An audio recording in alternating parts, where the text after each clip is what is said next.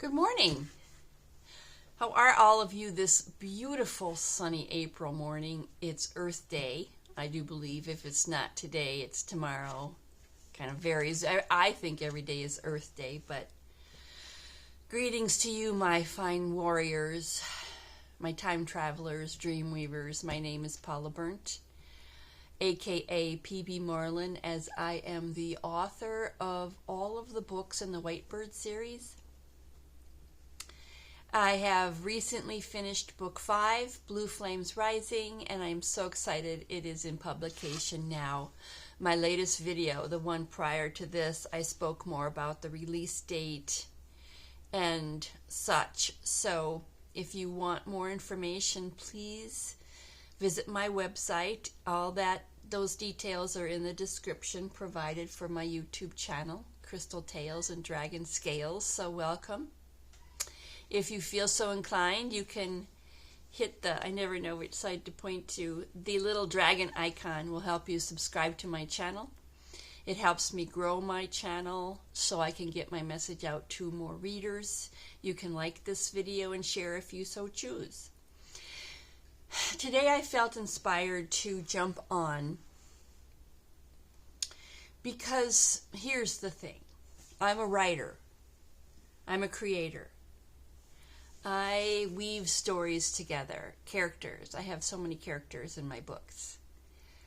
But, truth be told, I do not market books. I'm not one who goes out and tries to sell my books. I'm a self-published author, which is my choice because I like to be sovereign. I like to do things where I'm in control. And that's not a control freak situation. I have a vision, and I know what my vision is, and it holds true to the authenticity and the frequency of my books. So what I am going to start doing now, I think more frequently than I have in the past, since my last book, Blue Crystal Mountains, which was released in 2015, and I talk about the sacred pause, where I went for 10 years without... I thought about my books, mind you. I thought about them all the time, but the story was in a pause. My character, Crystal, was somewhere in the world, and she was not going anywhere. She was in the pause with me. I had no inspiration for the storyline, even though it holds true and correlates really well with the timing of events in our modern day history. I think I needed that 10-year pause to catch up. My soul needed to catch up because I know I channel these books from beyond. So that said, book 4, Blue Crystal Mountains, is set in such a way where my character travels beyond that. Now, I think I lost the thread of what I was talking about with book 4, but that's okay. I will jump in. I am going to start talking about some of my characters. In book 5, there really aren't any new... Well, of course there's new characters because every time Crystal visits a particular part of the world, she meets characters. So let me introduce Crystal herself. When the series began in 2009, the story is set in it starts in the year 2010, and the story is set in the year 2011, which is basically the year of the triple triad. It's called the 11, where a call needed to go out, like a clarion call from humanity needed to go out to, let's say, Source or Central Sun to trigger the awakening, the alert system to the galaxies, the galactic beings, the prime directive that humanity was ready to ascend into their birthright dimension, which is 5th and 6th dimension. Okay, heavy stuff, not for you. You guys are all really smart. So that's the year the books were set. And subsequently, Crystal is my young avatar who has been born for a purpose. Of course, she doesn't know this her first 16, 17 years because she's incubating, let's say, her powers. She doesn't really have powers, but she is more of an organic human being who gets through a particular process. Her DNA strands are all activated to the 13th strand. And because of this, and I won't tell you how because I don't want to ruin anything for you. It was an event that happens in book 1. She's now able to travel the world between dimensions. She can go back and forth through time. She's an avatar. She's a shaman. She's a dream walker, a realm walker. And at first she's quite hesitant because this is all very new and she's slightly stubborn. She's a teenager. She has her thought processes. But she does move from Albuquerque, New Mexico, where she lived with her grandma, Madeline, who, by the way, is a dragon, a hybrid. Many of my soldiers, I call them soldiers who you meet in book 1, are hybrids because of something that happened to them in the 1960s. And that is all revealed in the books. Crystal moves to Minneapolis to live with her sister Claire, who is attending classes at the University of Minnesota. Claire gets a job in a bookstore. She meets a man named Adam, who, of course, makes her heart go flippity-flop and her knees weak because he's stunning, both inside and out. I love reading books about romance, but it's not your typical historical romance. It's just the fact that two teenagers saw each other and went, wow. However, it doesn't go very far because there's more going on here. Crystal she has a purpose. So does Adam. And their purposes don't always go on the same path. And it's all organic and beautiful. And his name is Adam Walker. And then we have our dog, our black, beautiful, large dog, as you can see. My dog, he just joined us because he knew I was going to start to talk about the dog. His name is Wyndon. He is a very mystical being who you meet in book 1. I won't tell you how. And he's Crystal's most favored companion, let's say, and very loyal to her. She's very loyal to him, and he gives her great comfort. When the books progress, books 2, 3, 4, and subsequently book 5, which is just in production right now. And there are soldiers, as I mentioned before. These soldiers are scientists that were gathered together in the 1960s for a particular purpose, and there are 12 of them. And you meet them in book 1 because they hear the call after something happens to Crystal, her grandmother, Madeline, who is the dragon as the hybrid. She hears the call and she sends out the call to the other soldiers and says, it's time. We need to go to Minneapolis now because Crystal has awakened to her powers and she'll need some guidance. And then Crystal also meets a particular character named David, who is a scholar who has been chosen to be the scribe of an ancient manuscript. And this is a very important part of the book that I won't tell you anything more about, except that Crystal is related to this man.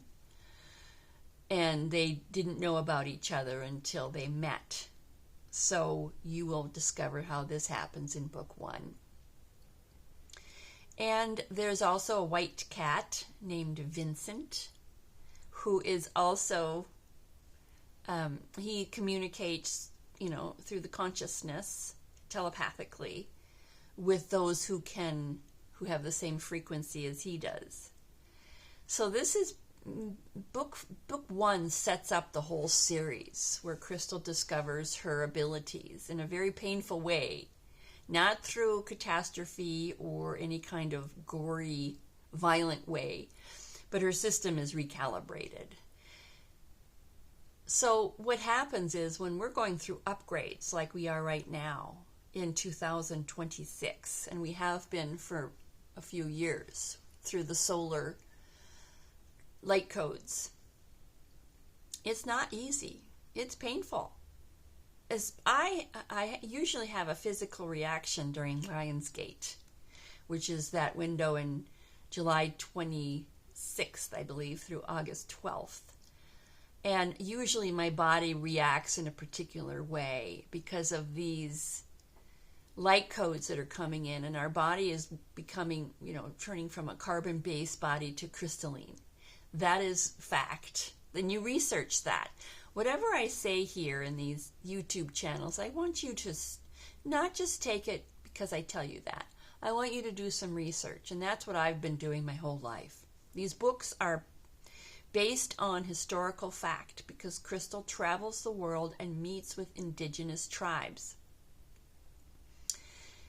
I learned all about these tribes by asking questions. I was very intrigued by shamanism, by witchcraft. I'm intrigued by spirit animals.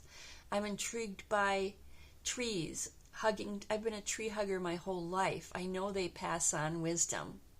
If you touch the tree or you hug the tree, they give us messages. The world, our environment, the natural world gives us messages, and we have to listen and ask questions. So Crystal has been given these particular abilities to travel through dreams or through walking physically. And the first place she goes to is South Dakota, a very, very special place in South Dakota. I will not tell you where.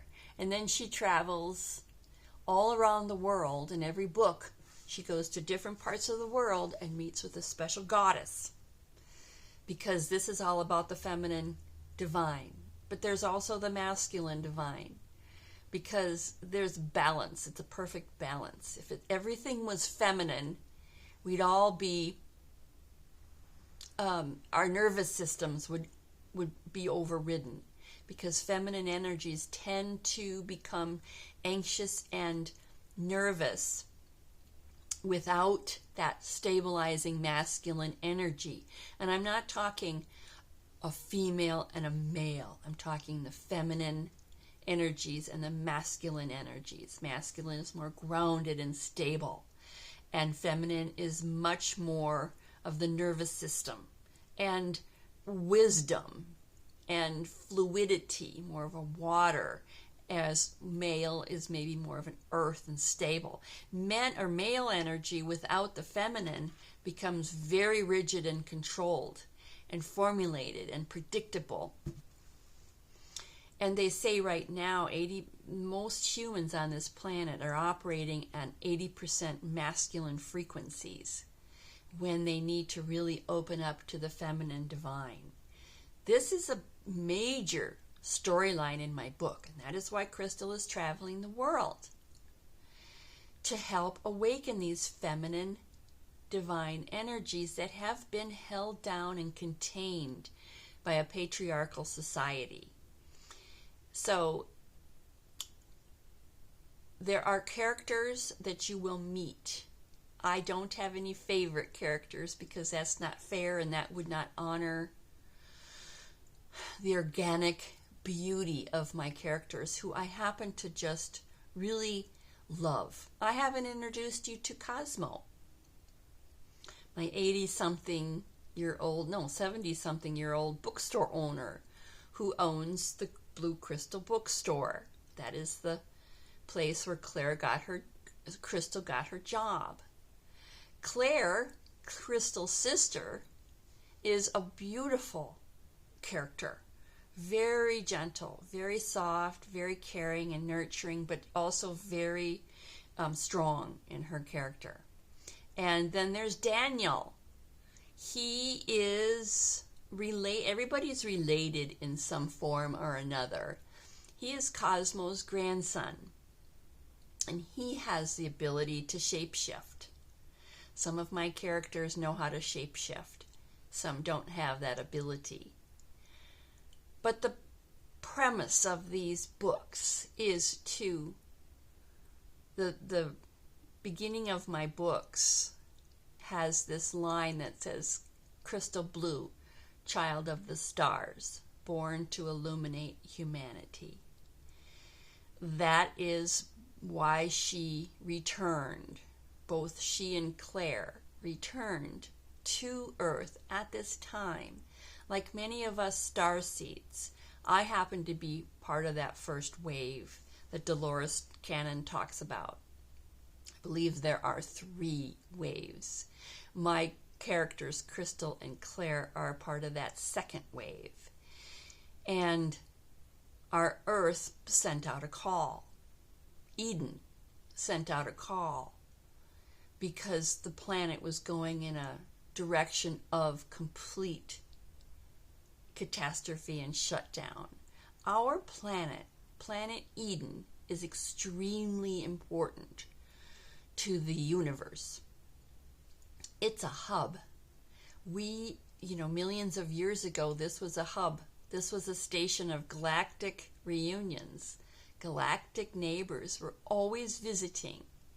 Now, that has been lost in history, and now most people do not even believe that there's life out there.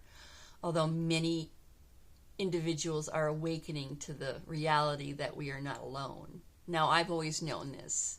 I've always known that I'm part of the Andromedan lineage. Not to give it any kind of a title, but I resonate very clearly with that.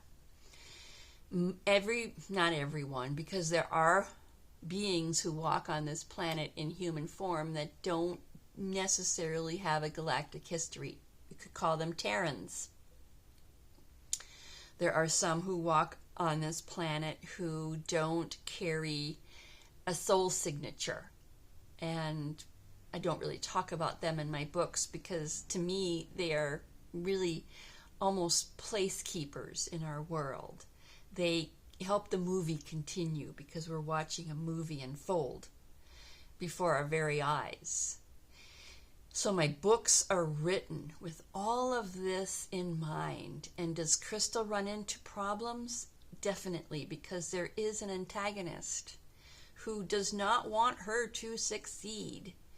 This antagonist I put in more of a reptilian form or a serpent form, could inhabit a body in a life if she travels to a particular lifetime. She might meet a character who is evil. Excuse me, I have a sip of water.